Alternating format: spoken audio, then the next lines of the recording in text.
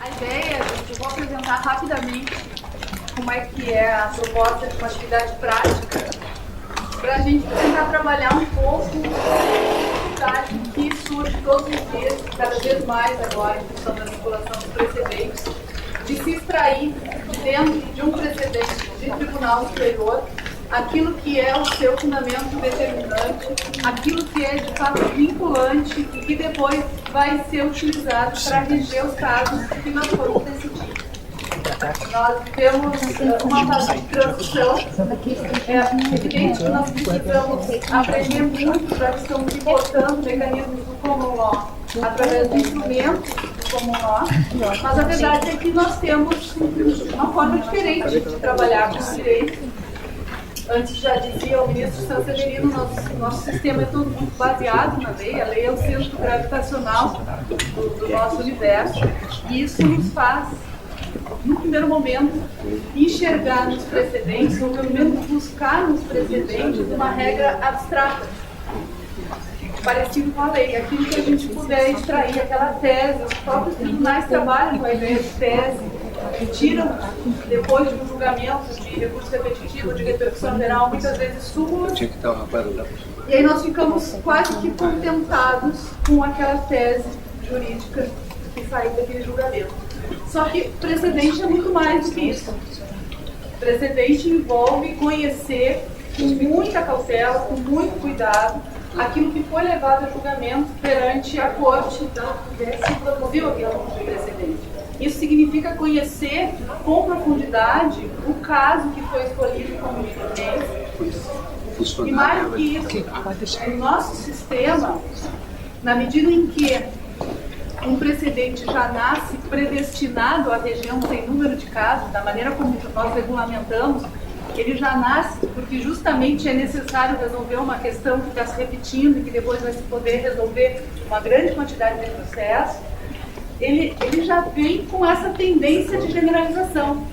E ela aumenta na medida em que os tribunais fazem audiências públicas para tentar conhecer daquela questão constitucional ou infraconstitucional da forma mais ampla possível, para que a decisão seja feita levando em consideração possíveis consequências que, às vezes, no caso individual, não se consegue antever. Mas isso tudo acaba aumentando demais a cognição dos tribunais superiores no momento da decisão e, por força disso, dificulta depois o nosso trabalho para identificar, dentro daquela decisão, o que de fato é vinculante, aquilo que foi de fato o grande fundamento para aquilo.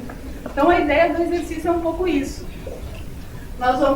Os objetivos gerais seriam determinar o que é a ratio decidente e o precedente, avaliar a sua aplicabilidade como fundamento para a solução de um caso concreto e depois também tentar entender e se tornar consciente do caminho que nós temos que percorrer para chegar à conclusão de que aquele precedente se aplica ou não se aplica.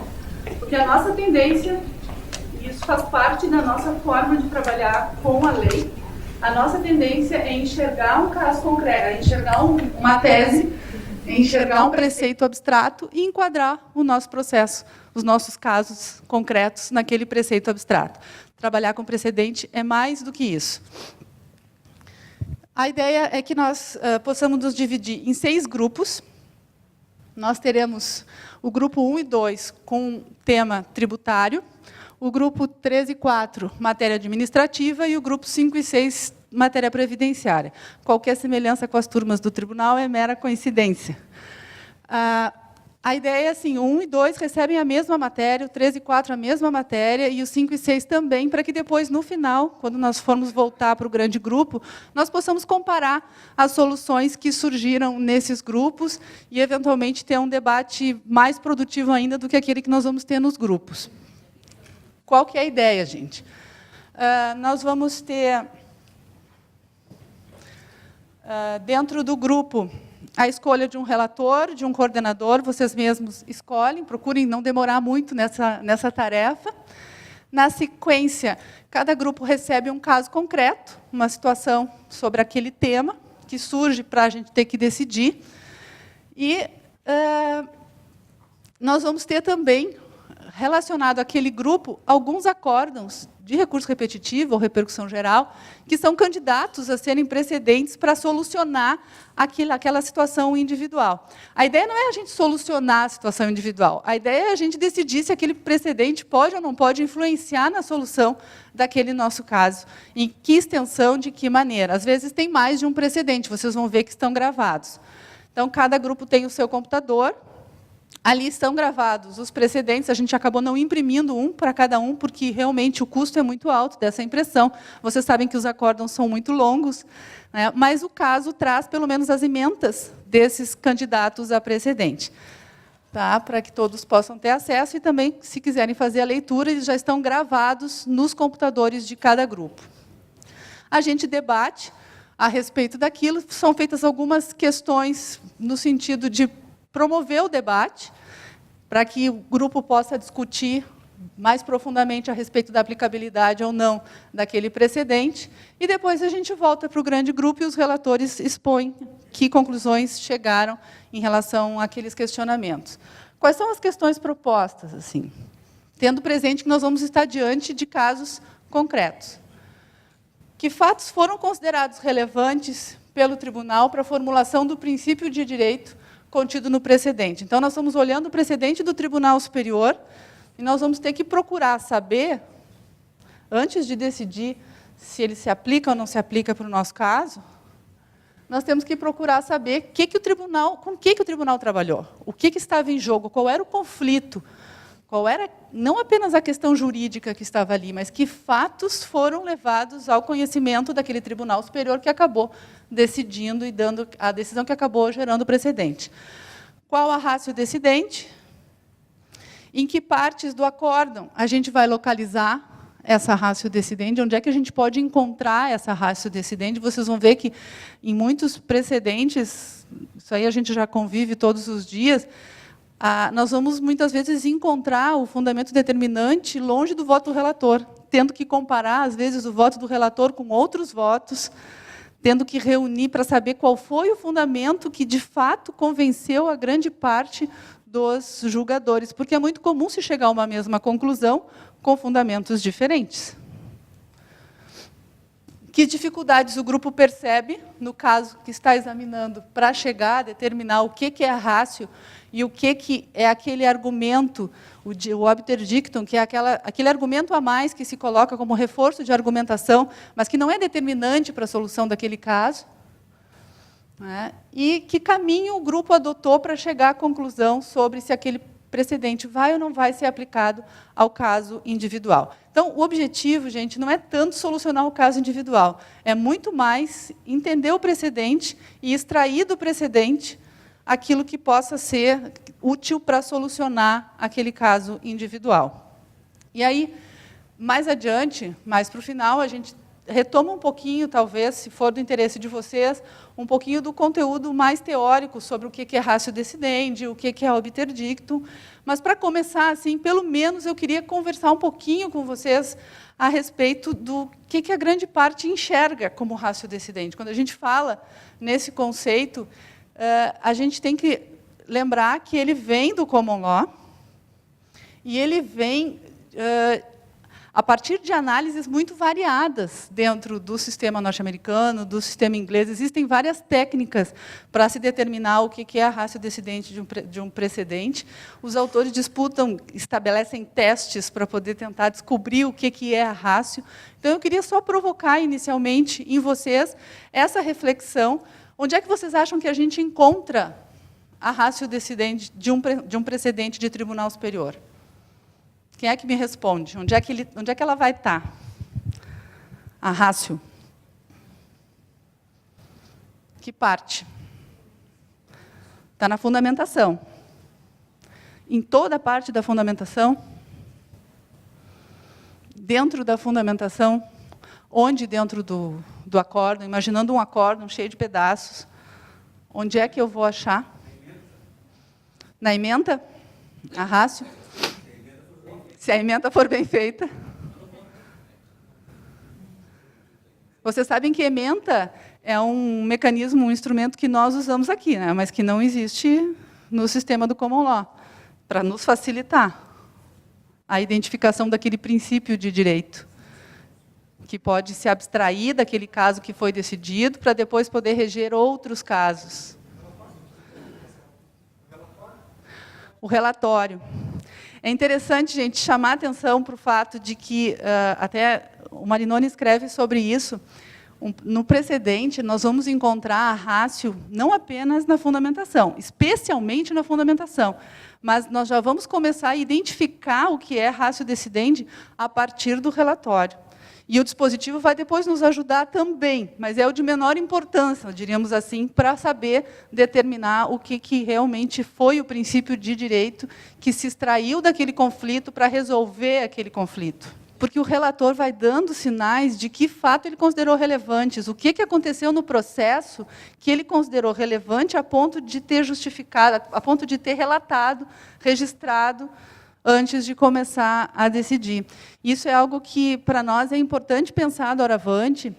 Quando nós formos fazer as nossas decisões, o relatório, há muito tempo, foi abandonado como um grande pedaço das decisões, né? Ele perdeu muito da importância a ponto de, nos juizados especiais, até vir a ser dispensado.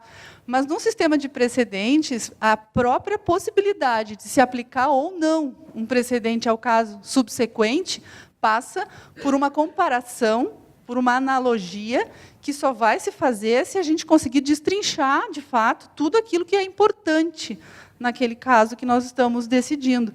E, entre tudo aquilo que é importante, sem dúvida nenhuma, o conflito, a descrição do conflito, do que levou as partes à justiça, vai ser fundamental.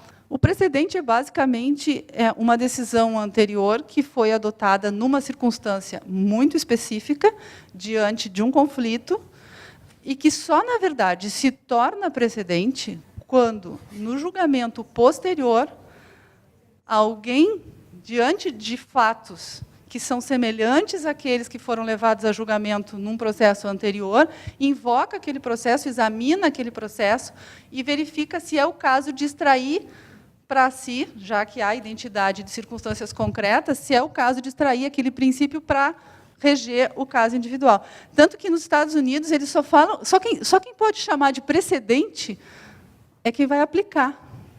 Porque, quando o tribunal decide, ele decide aquele caso. Vejam como o nosso sistema já nasce diferente. O nosso sistema ele já nasce para ser precedente. Aquele processo já é escolhido como representativo de uma controvérsia que se repete. Então, quando ele nasce, ele já nasce com esse impulso. Por isso, a gente vai precisar construir o nosso sistema de precedentes. Não dá simplesmente para importar todas as regras do common law e achar que a gente vai trabalhar com elas como se nós estivéssemos habituados a isso. Não, o nosso caminho normalmente vai ser outro. E a nossa forma de decidir é diferente. Não é que seja ruim, é diferente. E se nós não nos dermos conta do nosso condicionamento para buscar uma norma abstrata, para tentar resolver as coisas a partir de uma tese jurídica, o risco de injustiça é muito grande. O risco de passar a régua é muito grande, porque precedente sempre nasce em cima de circunstâncias muito concretamente consideradas para o julgamento de um determinado fato. A extensão do precedente está muito relacionada à forma como o tribunal enuncia aquele princípio, mas também aos fatos que ele considerou relevantes para enunciar aquele princípio. Então, vou dar um exemplo que eles usam muito no direito norte-americano, que foi uma situação de uma pessoa que foi num bar tomar uma cerveja, e aí veio a cerveja dentro de uma garrafa opaca, e ela, então, bebe a cerveja e, no final, descobre que tinha uma lesma lá dentro. Aí ela tem uma gastroenterite, no fim, ficou chocada com tudo aquilo e acaba, então, processando o fabricante da cerveja. E aí, no fim, o fabricante da cerveja vem a ser, de fato, condenado, depois de ter sido absolvido em primeiro grau, depois, em segundo grau, o fabricante vem a ser condenado. E aí começa toda uma discussão em cima da extensão desse precedente. Será que eu posso aplicar o princípio de que o fornecedor, o fabricante, é responsável por indenizar o consumidor na situação em que causou qualquer dano àquele consumidor em função de um defeito no produto, ou será que é só em circunstâncias específicas? E aí, um dos exemplos que se coloca, um carro visivelmente antigo e defeituoso, que depois trouxe um problema oculto, justifica que foi vendido por um fornecedor, por uma concessionária, né, muito tempo depois de ter sido fabricado, justifica que a pessoa que sofreu um dano com aquele carro que tinha um vício oculto vá processar o fabricante do carro anos depois, e esse precedente normalmente é invocado porque o defeito estava oculto para o fornecedor, ou será que basta, ele só pode ficar no fornecedor, ele não vai até o fabricante? Então, são essas as questões que acabam... A gente, muitas vezes, pega a regra e passa como régua, como se ela valesse para tudo. E a extensão ou não dessa regra está muito vinculada à extensão ou não daquilo que o tribunal falou, os fatos nos quais ele se baseou, se ele levantou como relevante um determinado fato ou não. E isso vai muito da leitura do precedente. Por isso, a importância de não ficar exclusivamente na parte final da decisão, no dispositivo da decisão. Realmente é necessário ler desde o relatório. Acredito que a nossa ementa facilite encontrar a tese no final, mas, sem dúvida nenhuma, para saber se aquela tese se aplica ou não, a gente vai ter que conhecer os fatos determinantes para a construção daquela tese. E, no nosso sistema, a nossa tendência é enxergá-lo dessa forma, e a forma como ele está sendo construído também. Na medida em que os tribunais permitem que, muito mais do que as discussões que estão no próprio leading case, no repetitivo, no representativo da controvérsia que foi escolhido, possam ser consideradas, porque eles vão levar em consideração o que veio numa audiência pública, por exemplo, para decidir, mesmo que não seja objeto daquele recurso que foi escolhido para julgamento. Eles podem levar em consideração elementos que outros relatores, outros ministros tragam dos processos que eles têm nos seus gabinetes, que são argumentos e são questões de fato que não estavam retratadas no leading case. Quer dizer, a gente vai poder aumentar muito o âmbito de cognição, o que significa que a nossa tendência realmente é ter uma norma mais ampla. Mas, mesmo assim, a gente não pode esquecer que foi construído em cima de premissas. E essas premissas envolvem fatos. Então, a ideia do exercício, pessoal, é justamente provocar uma reflexão sobre se a gente tem tamanha possibilidade de abstração diante desses precedentes, em que medida a gente pode realmente aplicar para situações que não são exatamente iguais, se é bom, se é ruim aplicar, que dificuldades a gente encontra num trabalho como esse, para tentar, aos poucos, a gente ir construindo a nossa própria cultura de precedente, que vai ser algo a construir com o tempo. Nós vamos ter 1 hora para a dinâmica de grupo. O grupo 1 e o grupo 2 ficam aqui embaixo. O grupo 3 e o grupo 4 ficam ali em cima, no alto da escada, aqui. E os grupos 5 e 6, logo depois da saída do hall do auditório, à direita, as meninas vão acompanhar quem for. Tá? E aí vocês vão verificar lá que tem computadores à disposição.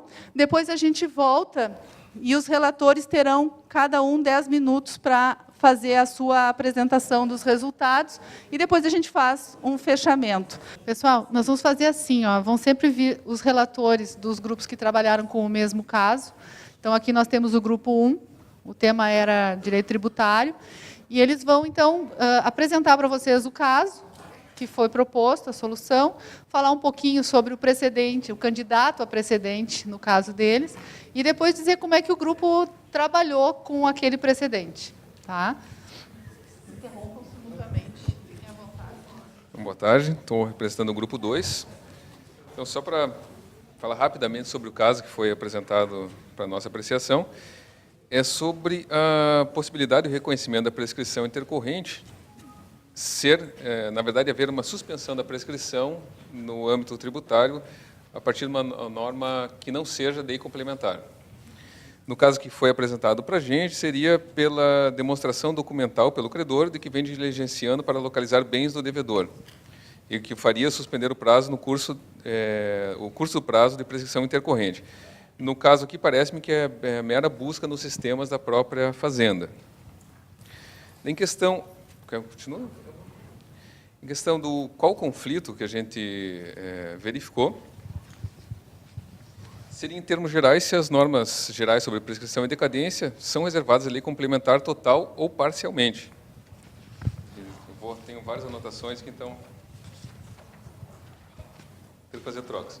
E, sendo mais específico, se é inconstitucionalidade dos artigos 45 e 46 da Lei 8.212 e do parágrafo único do artigo 5º do Decreto-Lei 1.569, para reconhecer o arquivamento das execuções fiscais de créditos tributários de pequeno valor como causa da suspensão do curso do prazo prescricional, e também se pode ser considerado como de 10 anos o prazo para apurar e constituir os créditos das contribuições da Seguridade Social.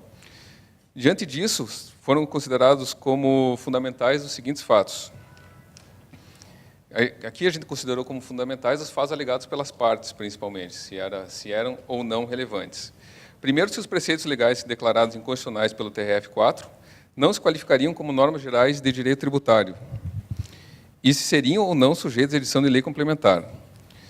E depois, se todas as matérias inscritas no artigo 5º do Decreto-Lei 1.569 seriam efetivamente normas gerais de direito tributário, embora assim nominadas, e sua extensão, que mereceria melhor definição pela doutrina.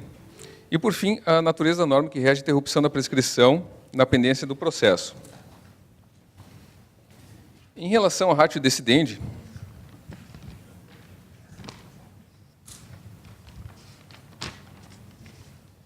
chegamos às seguintes conclusões, que o Código Tributário Nacional foi recepcionado como lei complementar, como todo mundo sabe. A adoção de como normas gerais de direito tributário foi feita pelo CTN e deve ser obedecida.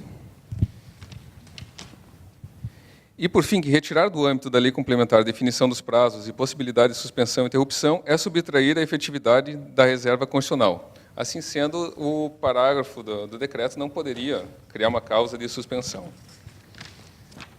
Dificuldades percebidas foram diversas. Para começar, com o tamanho do acórdão que foi apresentado para a gente e não está impresso, que ficou quase impossível de ler, para falar a verdade. Então, seria a extensão do voto, o nível de abstração da exposição do voto, a dificuldade de identificação dos fatos que estariam em julgamento no acórdão e mesmo que estariam em análise por nós, e, por fim, a existência de várias partes do acórdão, como a ementa, a exposição, o acórdão, e depois ainda tem uma explanação sobre o voto, tem aditamento, tem um outro voto, e realmente, além de ser bastante extenso, a gente não teve tempo de ler. E, por fim, o caminho percorrido foi, primeiramente, identificar os contornos do conflito através da leitura, da integralidade do voto, vamos dizer, se a gente conseguisse, né, partindo das informações do relatório. Como os fatos não foram declinados, o debate leva a crer que se incluíam no mesmo âmbito. Então, a gente partiu para a identificação do conflito, que seria, se não o mesmo, pelo menos similar, entre o caso que foi apresentado e o voto do Supremo Tribunal. Então, seriam mais ou menos essas nossas considerações. Bom, colegas, boa tarde. Meu nome é Adamastor, para aqueles que não me conhecem, e eu fui democraticamente forçado a ser o relator do Grupo 1. Com relação aos fatos considerados relevantes pelo Tribunal para a formulação do princípio de direito, ratio decidendi, contido no precedente, o que nós detectamos foi que, curiosamente, os fatos, quer dizer, fato no sentido original da expressão, não foram sequer tangenciados nos porque o caso concreto se tratava de uma execução fiscal e as razões, à semelhança do que os colegas do Grupo 2 mencionaram, foram de uma extensão e de um distanciamento teórico do fato, quer dizer, sob o ponto de vista daquele papel do juiz de dizer a lei para o caso concreto, o precedente derivou por completo disso. Os precedentes, tanto um quanto o outro, foram, na verdade, 2 julgamentos ocorridos na mesma tarde, um de relatoria do ministro Gilmar, outro da ministra Carmen Lúcia, se ativeram à discussão estrita do alcance do dispositivo constitucional que fala em normas gerais de direito tributário e desse alcance abarcar ou não a prescrição, a decadência e as respectivos prazos, causas de suspensão e causas eventuais de interrupção. Bem por isso, também, a como eu já mencionei, a ratio essência do julgamento foi essa, quer dizer, o aspecto de abstração para novos conflitos é a lei complementar, existe uma reserva de lei complementar no sistema constitucional brasileiro, e que essa reserva de lei complementar compreende não somente a definição da prescrição e da decadência em matéria tributária, mas também suspensão, interrupção e, evidentemente, os respectivos prazos, né?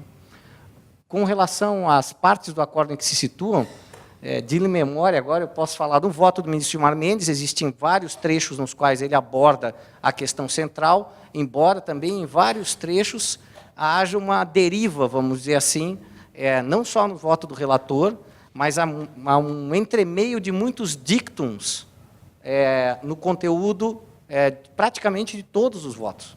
Há uma sequência de dictums, inclusive, a gente detectou uma elucubração em torno de um possível risco de que cada município decidisse disciplinar a prescrição dos seus tributos, né, que definitivamente não era o objeto central da questão, nem mesmo sob o ponto de vista constitucional, menos ainda do ponto de vista de se alcançar uma argumentação jurídica consistente que leve à solução para o caso concreto.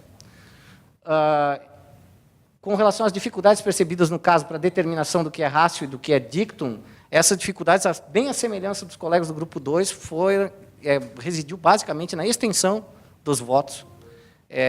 Os votos, não somente o voto do relator, mas também os votos de alguns outros ministros, de uma extensão muito grande e contendo muitas informações, vamos dizer assim, de duvidosa relevância para a obtenção da solução do caso concreto ou para a conclusão de constitucionalidade ou inconstitucionalidade.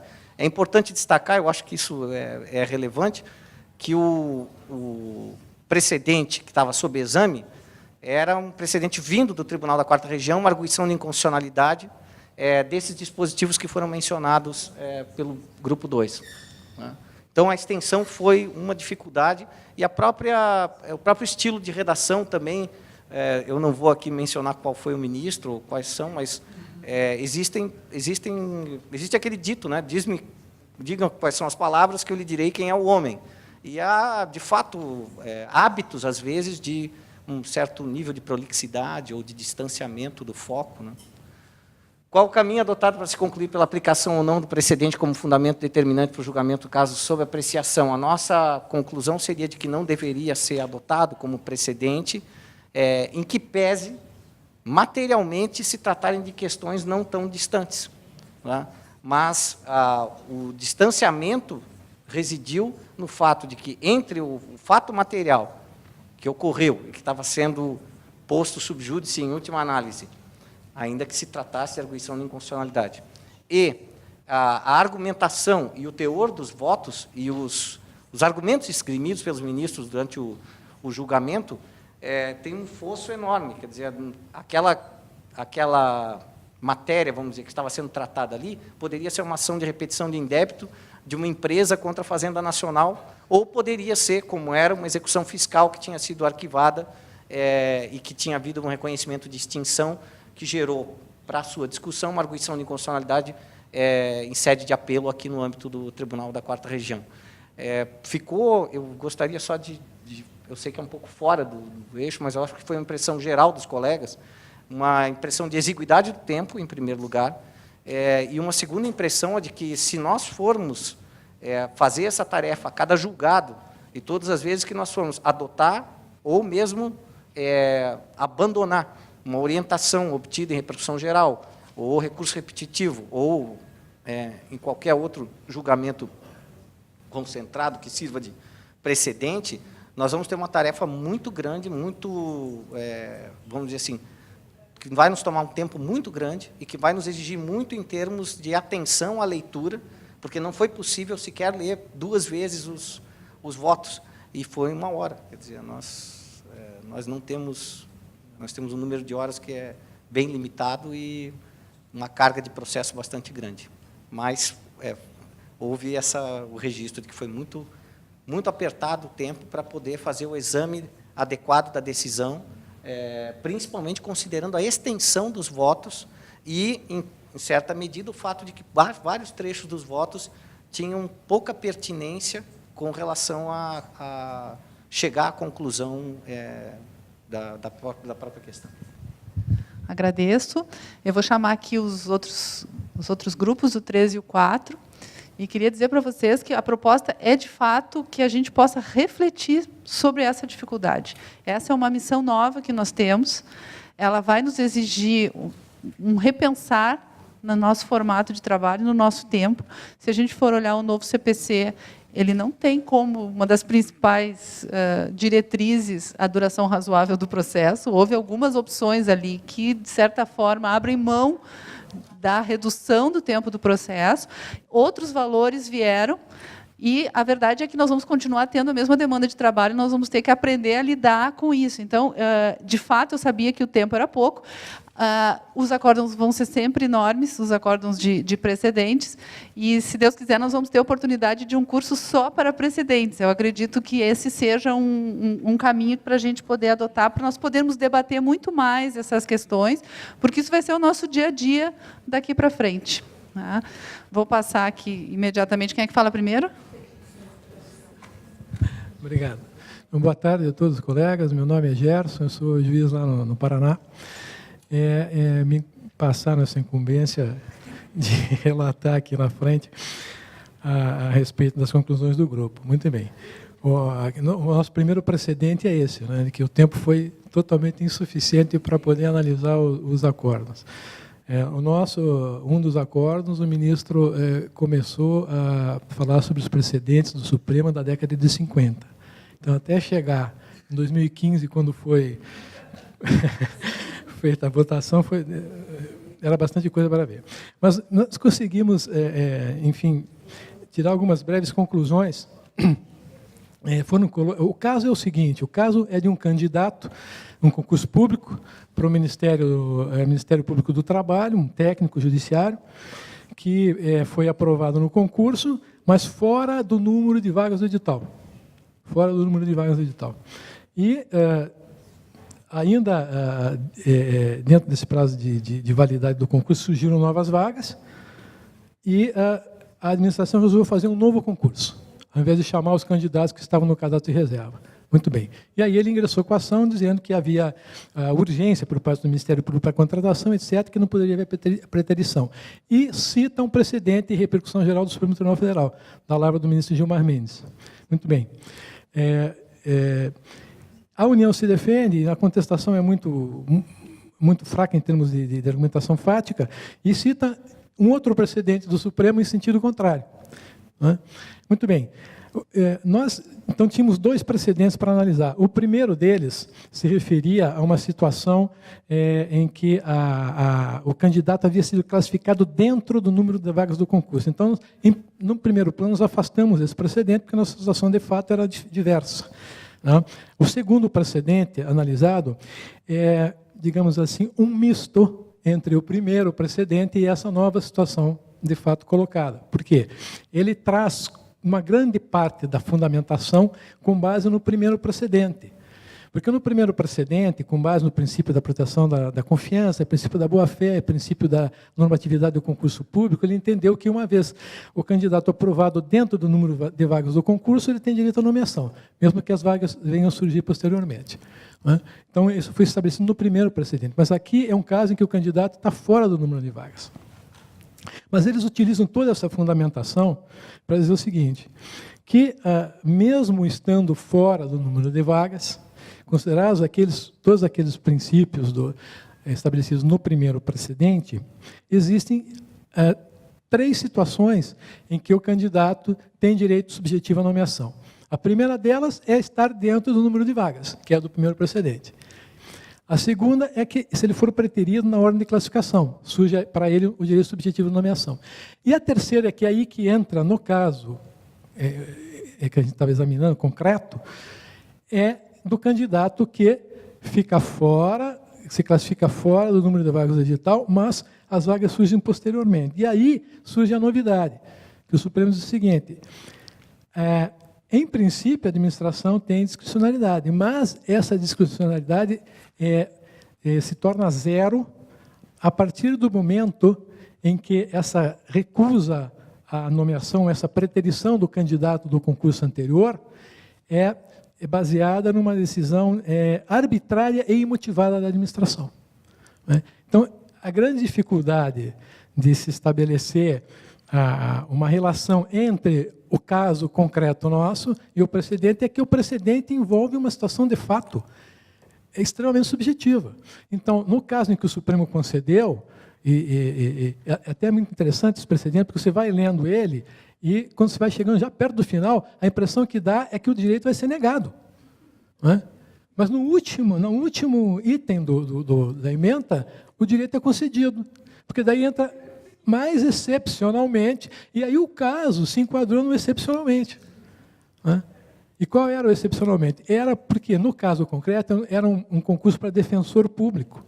E nós sabemos todos que a defensoria pública tem extremas dificuldades no Brasil inteiro. É o estado do Piauí, e tinha muita dificuldade. É uma questão de urgência, etc. Então, com base nesse argumento, o Supremo entendeu que ali havia arbitrariedade e falta de motivação da administração, porque ela já tinha admitido que havia urgência na contratação de defensores. Então, ela deveria ter aproveitado aqueles que já estavam aprovados, ao invés de fazer outro concurso. No caso concreto nosso, apresentado para a solução, não existe essa urgência demonstrada. Não é um caso de fato idêntico. Não são defensores públicos, são servidores técnicos de um órgão que, em princípio, é aparelhado de funcionários. Então, houve uma discussão no grupo, até por conta assim, é muito difícil, não é, em determinadas situações, você estabelecer essa identidade do precedente com a situação de fato. É muito difícil, porque são detalhes microscópicos, não é? Então, na verdade, é uma avaliação subjetiva. Será que, para o caso dos técnicos do Ministério do Trabalho, haveria a mesma urgência ou não? É subjetivo, não é? Alguns juízes vão entender que havia, que a contestação da União foi frágil nesse ponto e não contestou os pontos efetivamente alegados na inicial do autor. Então, essa questão estaria superada e aplicaria o precedente. O nosso grupo acabou chegando mais ou menos num consenso de que não seria o caso de aplicar, por conta de uma distinção de fato. Realmente havia uma distinção nas situações. Então, neste caso nosso, não teria esta urgência que poderia levar à conclusão de que a recusa ou a preterição seria derivada de um ato arbitrário e imotivado da administração, não é? E daí até os colegas do grupo 4 trouxeram outro precedente do Supremo que suspendeu agora inúmeras decisões aí. Por quê? Esse precedente, como ele tem até interessante uma carga subjetiva extrema, ele está propiciando que diversos juízes passem a régua e apliquem o precedente em todos os casos que surgem para eles julgarem.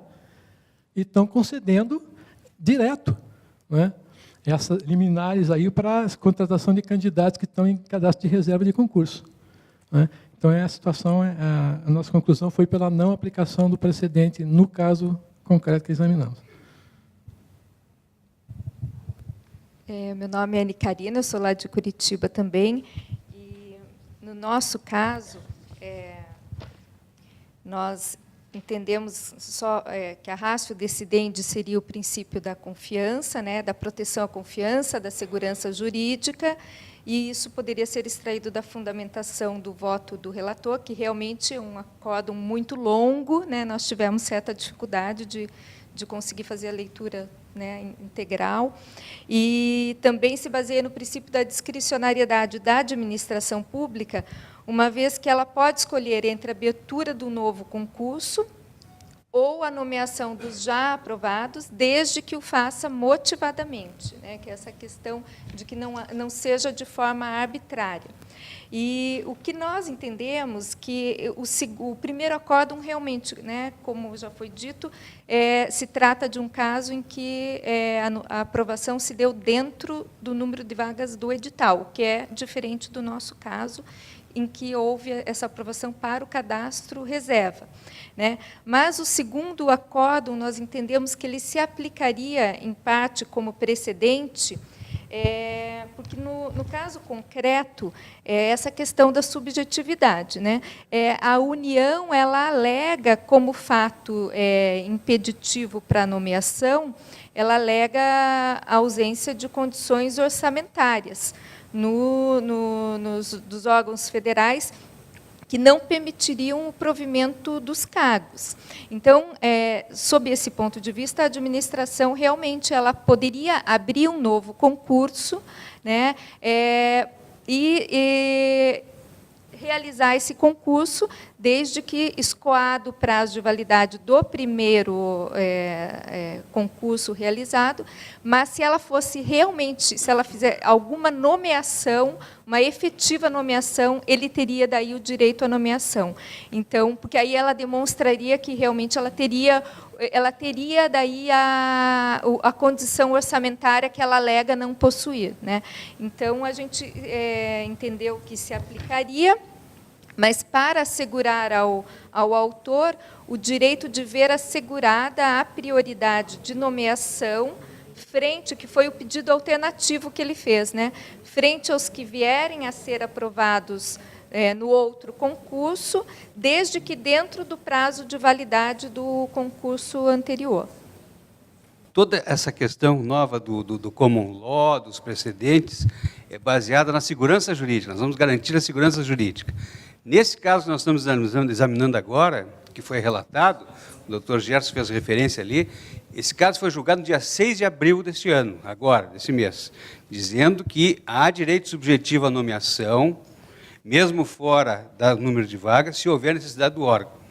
E no dia 22 de abril, ou seja, sexta-feira passada, o presidente do Supremo Tribunal Federal, o ministro Lewandowski, suspendeu as execuções das liminares do Tribunal do Ceará que davam esse encaminhamento, dizendo que havia lesão à ordem pública e à economia.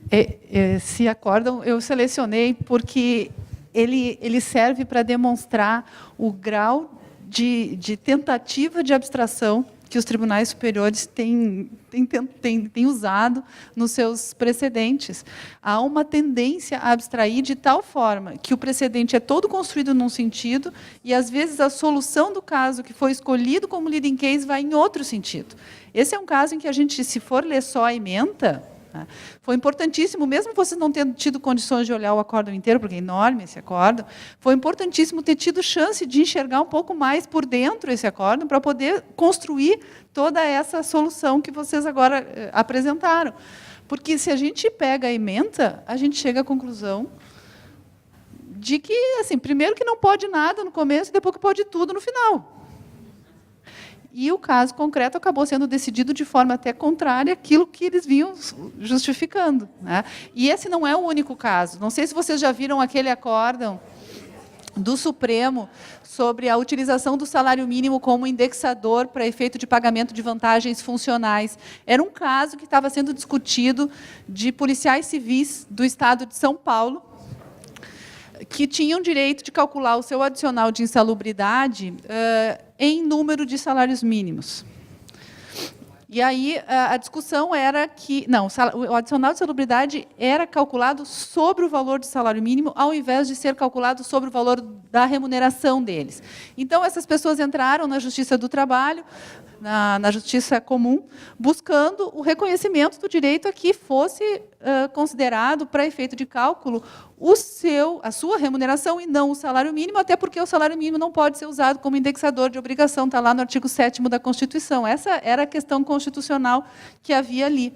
E o Supremo, então, diante desse caso, havia sido já decidido em grau pelos tribunais, por um tribunal superior. Na hora que foi decidir, fez toda uma análise, afirmou que o salário mínimo não pode ser utilizado, fez todo um exame da Constituição, das circunstâncias todas que surgem em torno da utilização do salário mínimo, por que o salário mínimo não pode ser utilizado, e chega à tese de que o salário mínimo não pode ser utilizado como indexador de qualquer vantagem funcional. Chega a fazer uma súmula depois disso, chega a sumular.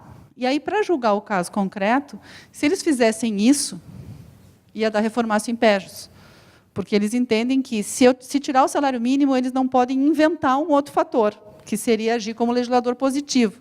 Então, se tirasse o salário mínimo, eles iam ficar sem adicional de insalubridade. Então, eles não puderam usar, sequer para aquele caso, a tese que eles construíram. Vejam o grau de abstração que pode acontecer.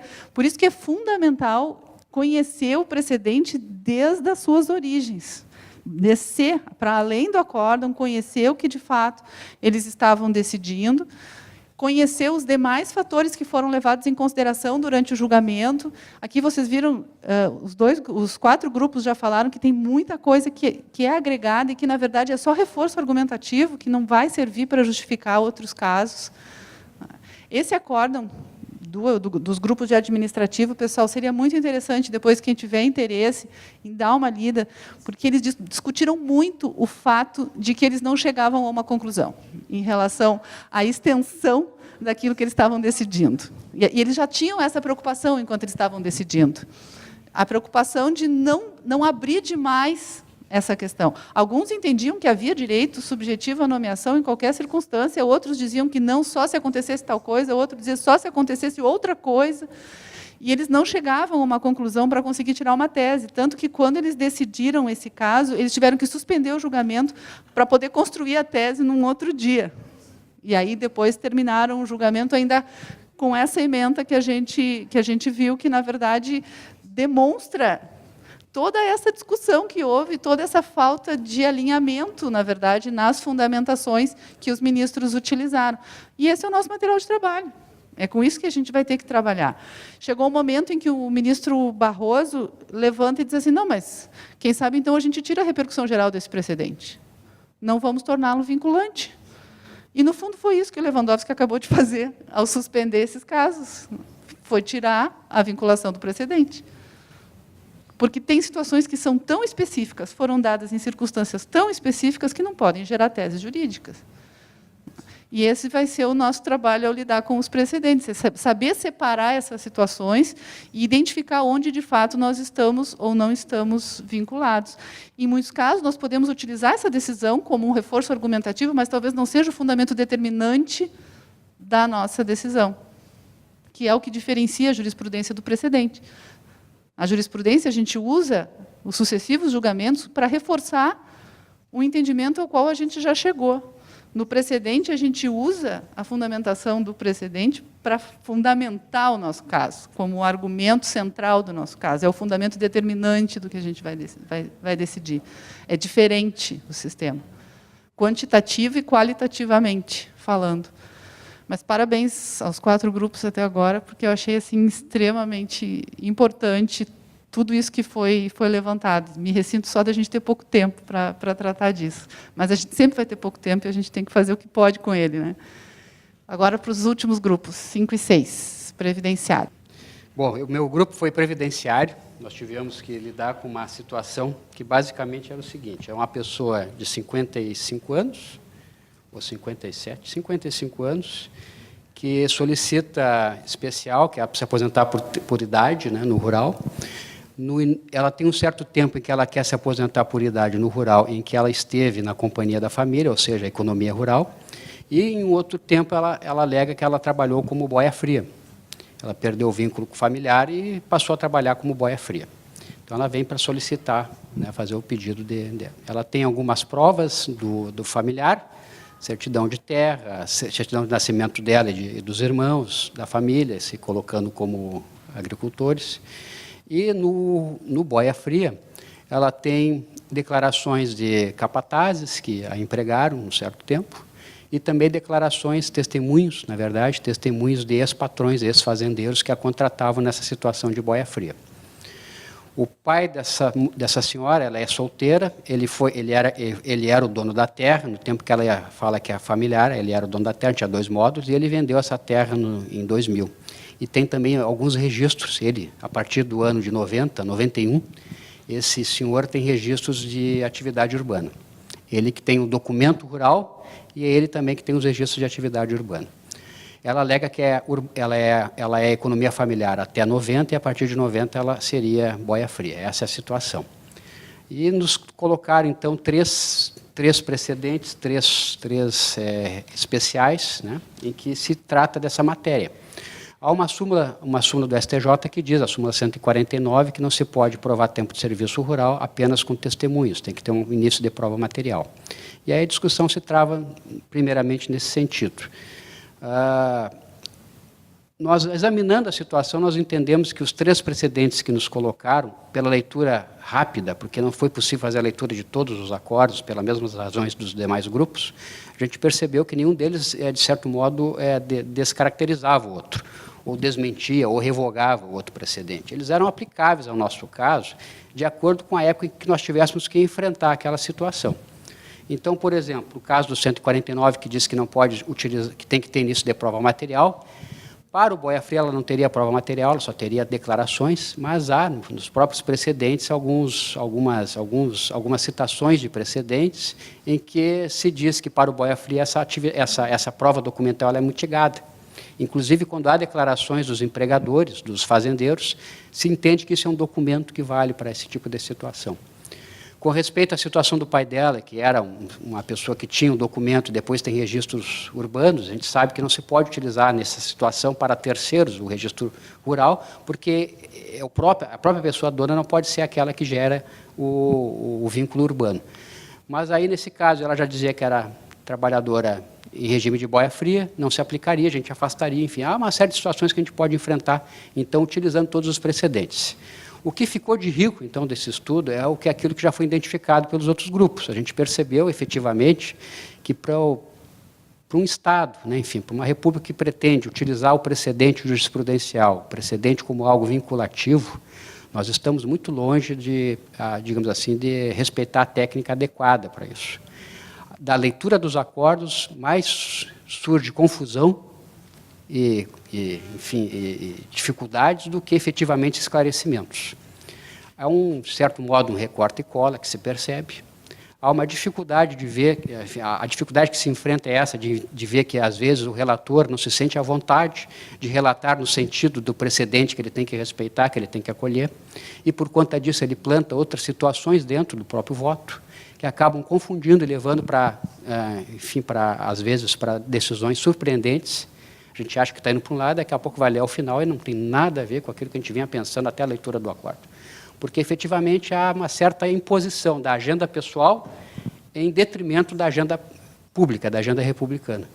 Essa é a dificuldade que nós vamos ter, então, se nós tivermos que enfrentar esse sistema como juízes, porque, efetivamente, há uma crescente valorização dos precedentes e nós não temos, digamos assim, o necessário desprendimento para a aplicação da técnica. Essa técnica tem que se aplicar com certa parcimônia. Ela, por exemplo, ela tem que prescindir da escrita muito extensa. Ela tem que partir como faz a Suprema Corte Americana, que parte de uma pequena ideia e defende uma pequena ideia e depois dá um pequeno conceito, que é um conceito que fica muito claro para todos, porque efetivamente não há confusão, né, na construção desse conceito. Nós não temos essa técnica. Nossa técnica mais confunde, é uma técnica bem lusitana. Se escreve, depois tu não entendeu. Aí tu começa a ler de novo para ver o que aconteceu, porque tu já se perdeu em algum momento. Todo mundo planta alguma coisa no meio do caminho. É tão presente isso que nós temos num dos nossos precedentes, que a gente leu, há um voto do Dr. Theory, em que ele mesmo faz essa crítica. Ele diz, olha aqui, até quero acompanhar o relator, mas tem coisa naquele voto lá que não casa com coisa nenhuma. E começa a dizer, tais pontos, e assim a gente fica. Então, realmente, fica bem difícil fazer essa valorização do precedente se a gente tiver que enfrentar esse tipo de problema, né, de leitura. Então, a gente fez aqui um pequeno levantamento do que a gente enfrentou lá. Vamos lá. Conflito que nós identificamos seria esse, verificar para fins previdenciários se a autora realizou ou não atividade rural de acordo com a espécie que ela reivindica. Em um momento ela é economia rural, em outro momento ela é boia fria. E qual tipo de trabalho ela realizava em razão disso? Para mim, esse era o conflito a ser resolvido. Os fatos materiais que foram levados em conta para se tentar resolver esse conflito seria a existência ou não de documentação, que seria o início de prova material, que informe o tempo de serviço rural, a aceitação ou não de anotações extemporâneas, porque tem uma situação lá que é isso, que é o documento que ela apresenta, há situações em que o documento é formado a posterior. E aí alguns entendem que isso não é válido como início de prova material, outros entendem que é válido, que não pode ser contra o trabalhador. Isso é muito comum no caso de carteira de trabalho. Dificuldade da apresentação da prova documental como início de prova material, segundo quem seja seu sujeito, ou seja, para o trabalhador em regime de economia familiar, há um certo rigor, que é maior. Para o boia fria, o rigor tende a ser menor. Qual o princípio de direito extraído desses fatos? Bom, nós entendemos que o que se leva em conta nessas situações é a hipossuficiência do trabalhador rural e, por conta disso, tem que se fazer uma certa relativização da produção da prova. Porque senão fica muito difícil. Nós sabemos que no interior, enfim, as pessoas não têm esse rigor dos contratos, esse rigor dos papéis. Então, se não se fizer essa relativização, fica bem difícil a produção do direito. Quais as dificuldades percebidas no caso para a determinação do que é arrete e do que é dictum? Bom, aí aquilo que os próprios grupos já disseram aqui. Os acórdãos pecam por falta de clareza e rigor técnico. Ilustram com citações de precedentes que muitas vezes não guardam grande similitude com o caso em exame. Isso confunde. A gente fica lendo lá, acha um precedente, mas isso aqui não tem muito a ver, e daqui a pouco a gente vê que realmente não tem nada a ver. E mais confundindo do que esclarecendo. E aí eu cito o exemplo desse tipo de situação, a própria observação que o Ministro da Teoria faz num certo momento. E qual o caminho percorrido para se concluir pela utilização ou não do precedente? Bom, aí nós entendemos que é realmente só a leitura atenta e muito cuidadosa do relatório e do voto para se chegar a alguma conclusão que vale a pena. Porque senão vai ficar difícil. Nós sabemos que dá para ler de qualquer jeito esses tipos de precedente. Se encontra quase de tudo ali dentro. Inclusive essa questão de o precedente que eles estão se formando não abarcar uma ideia da agenda pessoal do ministro e daqui a pouco você vê plantado aquilo. Isso está acontecendo também. Por isso que há uma dificuldade de se fazer uma leitura assim, legítima do que o precedente está tentando dizer. Então, foi isso que a gente enfrentou. Boa tarde, colegas. Sou o Wesley de Cascavel, estou representando o Grupo 6. E nós, claro, muito do que foi dito aqui também vale para o nosso grupo. Realmente, os acórdãos citavam muitos precedentes, simplesmente jogando. Isso já foi decidido aqui no STJ, e eram 10 emendas, e ainda citavam mais 10 sem citar as emendas, e o fato, que era o mais importante para ver se a análise do precedente necessita de uma análise do fato. E aí fica para o final ali, e realmente a técnica não era ideal. Mas, assim, daquilo que foi dito, o grupo foi de uma forma um pouco diferente, porque a gente considerou um dos 3 precedentes mais aplicável ao nosso caso, que foi o segundo precedente. O primeiro não se tratava de boia fria, então nós descartamos. No terceiro, também não se tratava de boia fria, e a discussão era sobre a prova material em nome de um familiar que já tinha vínculos urbanos, no caso. Só que, no caso dela, do caso em análise, a senhora que pedia aposentadoria, ela era boia fria durante todo o tempo de carência já. Ela era boia fria desde 1990 e completou a idade em 2005. Então, também não era aplicável. Assim, o segundo precedente foi importante, a gente se debruçou um pouco mais. Por quê? Porque ele teve uma boa técnica no seguinte sentido. O relator, o ministro Herman, afirmou: a aplicabilidade da súmula 149 já foi decidida em recurso repetitivo no STJ. Está aqui, e foi, inclusive, o primeiro precedente que ele citou. No entanto, não foi decidido em relação ao boia fria. Então, vamos passar a análise. E aí foi feito, então, um recurso repetitivo, que nós consideramos aplicável ao caso, que decidiu que a súmula 149 também é aplicável ao boia fria. No entanto, em razão da conhecida dificuldade de obtenção de documentos, isso pode ser relativizado. E até tem uma expressão importante comparando os dois casos. Caso principal, 149 ao segurado especial, necessita de razoável prova de início de prova material. 149 ao boia fria, necessária diminuto início de prova material. Então, aplicando a análise dos fatos, do segundo precedente. O segundo precedente tratava de um fato que era parecido ao nosso fato, que era o seguinte: o início de prova material era extemporâneo.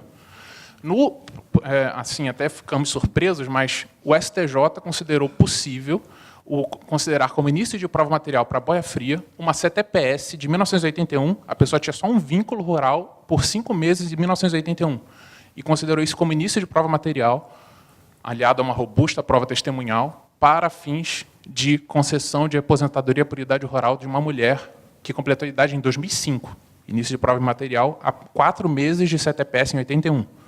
No nosso caso, também havia início de prova material, que era todas as certidões de casamento e de nascimento dos irmãos, que os pais eram qualificados como agricultores. Ou seja, o início de prova material era extemporâneo. Então, nós consideramos que o segundo precedente era, que é um recurso repetitivo específico do Boia Fria, era mais aplicável. Então, resumindo, quais os fatos considerados relevantes pelo tribunal para a formulação da ratio? Era a questão de boia fria, que era diferente do segurado especial, a questão de que há dificuldade da obtenção de documentos e o fato de que era algo que era especificamente, ao contrário do princípio geral da súmula 149, de que para o boia fria o diminuto início de prova material seria suficiente. Qual a ratio decidente do julgamento, que é passível de abstração? A ratio decidente é essa, então, que para o boia fria há necessidade de início de prova material, mas de um diminuto início de prova material, e não de um razoável início de prova material. Qual as partes que se citou no voto do relator? O relator realmente soube diferenciar bem essa questão em relação ao boia fria e ao segurado especial, e disse que ao boia fria tem que ser aplicado de forma diferenciada. E quais as dificuldades percebidas? Exatamente essa. Foi difícil identificar a ratio porque havia um excesso de transcrições de ementas que tratavam de segurado especial no meio de um caso de segurado de boia fria, e eram 10 ementas sem levar em consideração os fatos. Né? Como foi dito aqui, com esse início cada vez maior de importância dos precedentes, há uma importância maior dos fatos, não simplesmente jogar ementa, né? Sem levar os fatos em consideração. E o caminho percorrido para se concluir foi o debate no grupo e a verificação, no caso concreto, do fato que era aplicável e parecido com o fato em questão. Foi isso, então. Agradeço aos grupos 5 e 6, e acho que, mais uma vez, fica bastante patente o quanto é difícil e quanto é uma tarefa demorada fazer a avaliação desses precedentes e, ao mesmo tempo, o quanto ela é necessária, se nós agora estamos vinculados, se nós agora temos que cumprir. E é interessante ver que precisou vir uma lei para dizer que a gente tem que cumprir precedente, tem que respeitar precedente. Isso é típico do nosso sistema. A gente se apega à lei. O que não tiver na lei, eu não sou obrigada a cumprir. Então, foi preciso vir uma alteração do CPC, já dizendo, doravante, vamos ter que respeitar tais tipos, não todos os precedentes, mas tais tipos de precedentes agora são precedentes vinculantes. Eu enxergo isso, pessoal, como uma oportunidade. Eu acho que o judiciário tem que valorizar o seu próprio produto, o seu próprio trabalho. Deveria ser muito mais fácil para nós aceitarmos a ideia de respeitar os próprios precedentes. Deveria ser mais tranquilo. Mas a verdade é que, desde a faculdade, a gente aprende que jurisprudência é fonte secundária do direito, não é fonte primária. Só a lei é a fonte primária. Pois bem, agora veio uma lei e diz que tem que respeitar precedente. Só que nós não podemos, de forma nenhuma, pegar um precedente e trabalhar como se fosse uma lei. De forma nenhuma. E esse é o risco de trabalhar com a ementa. Então, a proposta do exercício foi uma tentativa, assim, a gente sabia que tinha pouco tempo. Me ressinto de não ter conseguido oportunizar, talvez, até na escolha dos acórdãos, alguns menores, mas é difícil achar acórdão pequeno, assim, que seja realmente interessante e que reproduza situações que a gente, de fato, vivencia no dia a dia. Tem muita coisa decidida, mas muita coisa de consumidor, tem muitas coisas que, no fim, não se aplicam para nós. Então, eu acabei tendo que fazer escolha por alguns acórdãos que se aplicam para nós. Mas é uma oportunidade da gente realmente refletir sobre uma mudança de comportamento. E acredito que esse sistema valoriza o nosso trabalho. Valoriza mais, não porque a gente agora vai respeitar os próprios precedentes do judiciário, não só por isso, mas porque a tendência, a forma como o sistema foi concebido, a tendência é que essas questões terminem nos tribunais de segundo grau. no momento em que os tribunais superiores estabelecerem os julgamentos, fizerem os seus precedentes, estabelecerem as suas teses, cabe a nós, primeiro, segundo grau, definir se aquilo se aplica ou não se aplica e resolver o caso concreto. A justiça do caso concreto vai ficar conosco, não vai mais ser matéria para tribunal superior. Então, nós deixamos de ser rito de passagem. Eu acredito que isso nos dê uma oportunidade de trabalhar de forma mais relevante até, de ver o nosso trabalho acontecer de forma mais relevante. Claro, está ainda aberta a porta da reclamação, depois que esgotar todas as instâncias, eventualmente a parte ainda pode fazer uma reclamação lá para o Tribunal Superior, se achar que a decisão desrespeitou um precedente de Tribunal Superior. Mas o que nós temos até agora são interpretações extremamente restritivas, tanto do STF como do STJ, em relação à admissibilidade de reclamações e de agravos na vigência do Código anterior, inclusive, sempre que se tentava levar para os tribunais superiores a avaliação sobre se um precedente foi ou não foi bem aplicado. O Supremo já vinha dizendo, e o STJ seguiu a mesma linha, que não é para subir individualmente mais. Os tribunais superiores viraram cortes de precedentes, cortes de interpretação. Os casos concretos, os casos individuais, devem ser casos decididos em última instância, em segundo grau. E isso realmente nos dá uma oportunidade diferente de trabalhar com os casos individuais, mas vai exigir uma forma diferente de trabalho. Não mais silogística, não dá mais para buscar a norma e enquadrar o nosso fato na norma. O trabalho, vocês já perceberam que é muito mais um trabalho de analogia do que de lógica silogística. É conhecer que situação foi, de fato, julgada aqui, que situação eu estou julgando aqui, e saber se, de fato, se a situação se reproduz, bom, então é o caso, de fato, de eu invocar aquele princípio de direito que foi construído naquele precedente, do contrário, eu estou livre. E acredito que, como nós estejamos num sistema em construção, daqui a pouco, os próprios tribunais superiores vão se atentar um pouco mais para a objetividade maior dos julgamentos. E acho que nós temos que falar bastante sobre isso. Isso que nós verbalizamos aqui, talvez seja importante verbalizar no momento em que a gente for fazer um distinguish num processo e dizer, olha, eu não entendi isso aqui desse acórdão, eu entendo que eu não estou vinculado por isso, ou aqui não há maioria dos ministros que adotaram esse fundamento, essa ratio decidendi, está só no voto do relator. Os outros adotaram outros fundamentos determinantes, embora tenham chegado à mesma conclusão.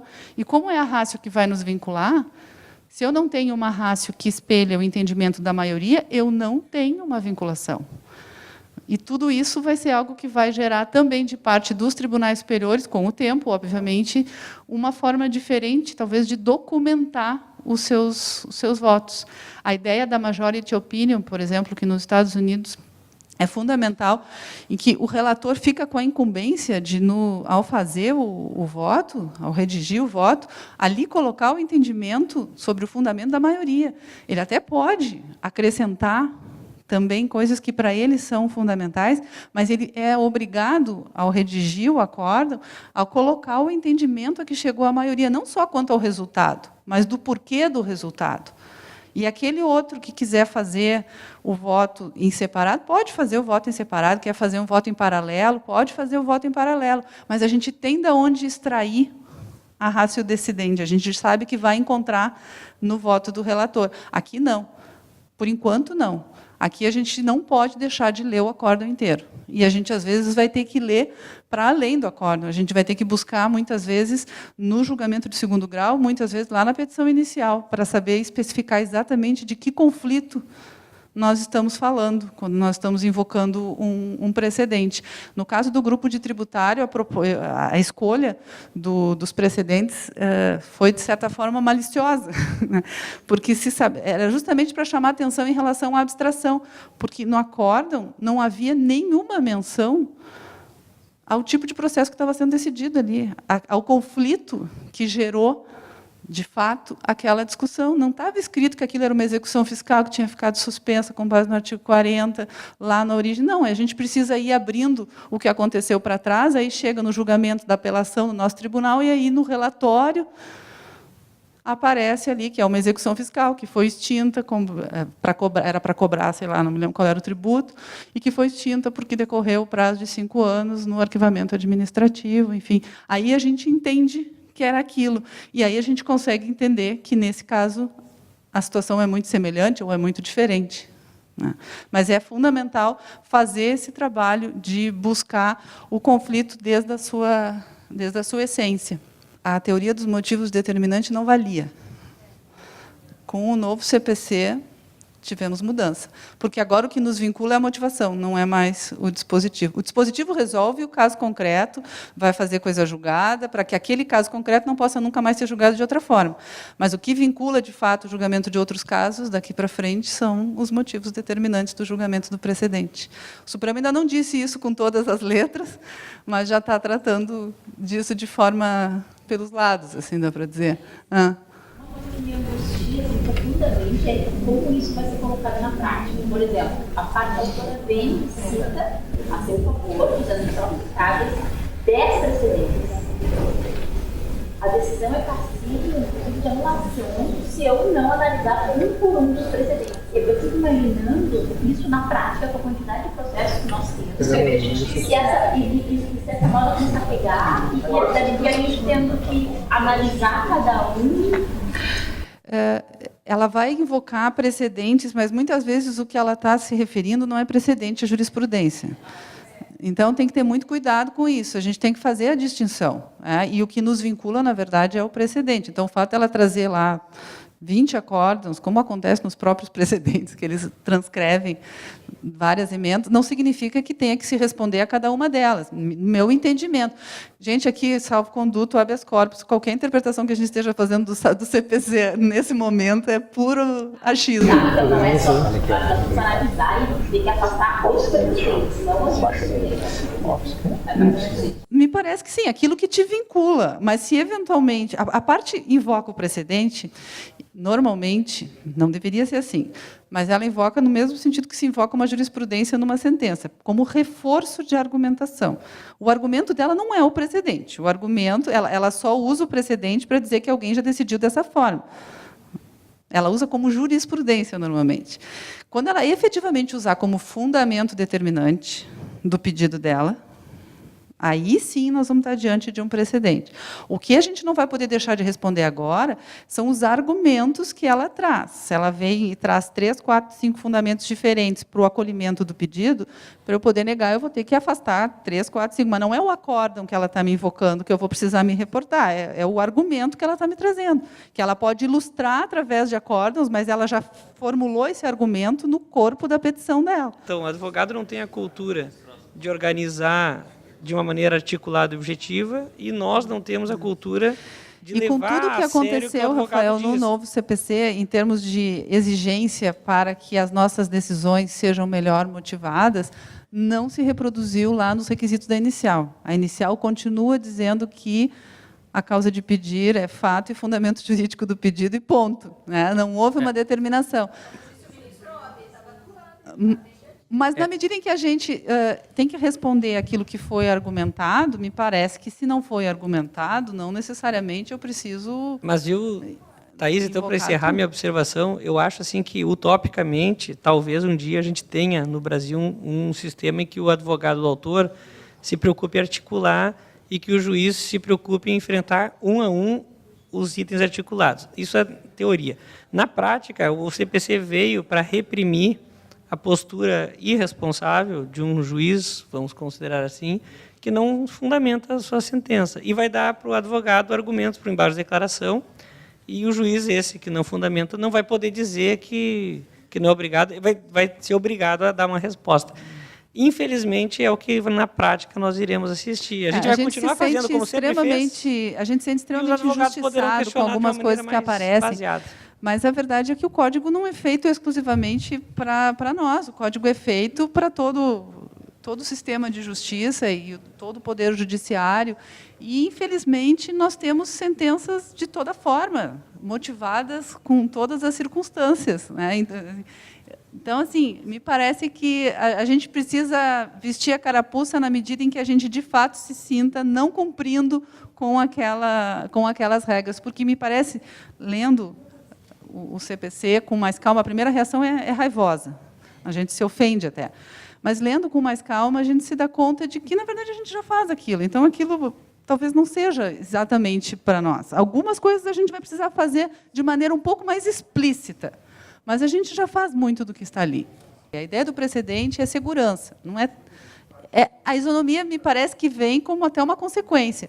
Mas, no fundo, é a pessoa poder pautar o seu comportamento, imaginando que ele é o comportamento adequado, porque, em circunstâncias tais, o judiciário já disse que tem que se portar dessa maneira. E o que nos vincula, pessoal, é o que, de fato, está ali no Código. Aqueles são os vinculantes, são os repetitivos. As súmulas, as decisões do plenário, da Corte Especial, do nosso tribunal, ali estão enumerados os casos que nos vinculam.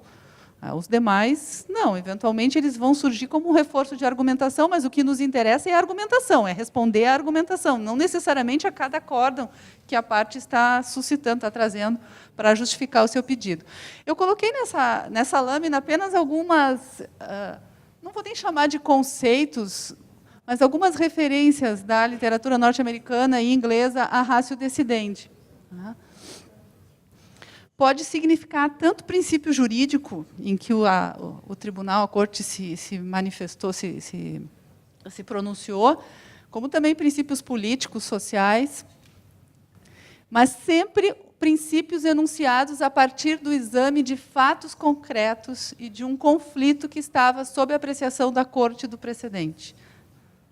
Esse princípio ele não se descola totalmente. Ele até pode ser utilizado, mas ele não pode descolar. Ele pode ser utilizado para outros casos, mas ele não pode descolar completamente do que lhe deu origem.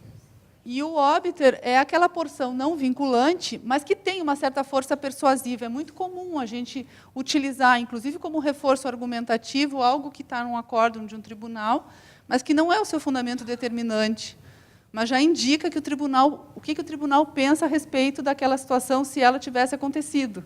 Às vezes, os ministros agregam e fazem conjecturas durante o julgamento. Tá, mas e se acontecesse essa situação, será que a gente resolveria dessa forma? Não, mas não é isso que nós estamos decidindo. Não, mas se acontecesse, eu entendo que é assim, assim. Isso é óbito.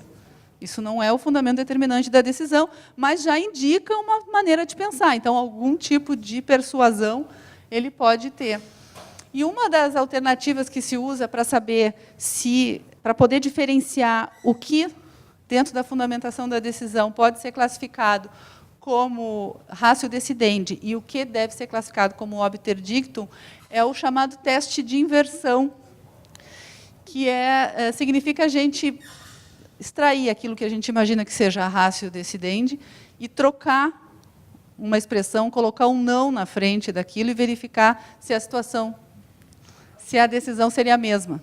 A gente inverte o significado de uma proposição, bota um não na frente, ou bota um sim naquilo que era não, e avalia. Ele teria decidido da mesma forma? Se o tribunal tivesse decidido da mesma forma, é porque aquilo ali era mero dictum. Se, eventualmente, a decisão fosse diferente, se eu retirar esse argumento aqui, a decisão é diferente, bom, então, isso é ratio decidendi. É esse o princípio de direito que eu posso extrair dali e utilizar para reger outros casos. Tem essa forma. Todas as formas que foram inventadas têm críticas sérias. Essa é uma que recebe a crítica por facilitar para a gente decidir o que não é ratio, mas quando a gente tem algo que é ratio, mas pode ter outras coisas que também sejam ratio, às vezes a gente tem mais de um fundamento determinante no mesmo acórdão, esse teste não resolve. Mas, pelo menos, ajuda a separar aquilo que é o dictum. E tem o teste do Goddard, que é relativo a fatos mesmo. Assim, ele entende que aquilo que for fato relevante é que vai determinar a ratio decidendi. Então, ele dá muito mais valor àquilo que foi o fundamento de fato do que propriamente a abstração dali, a regra jurídica que se tirou daquele fato. E aí a dificuldade que existe na técnica que ele utiliza é separar o que é fato relevante do que não é relevante. Isso aí exige aquela leitura muito atenta, porque, às vezes, um mesmo caso traz inúmeras informações, elas são ali descritas, mas algumas foram importantes, outras não foram importantes para a formação do convencimento. Tá. Aí alguns passos que eles recomendam que se adote: ler toda a decisão que é candidata a precedente, identificar a principal questão que eles estavam solucionando, o que eles tinham que responder ali, qual era a pergunta que estava sendo feita, identificar fatos e questões de direito a serem solucionadas e separá-los da conclusão, porque o precedente não está lá no provimento e no desprovimento.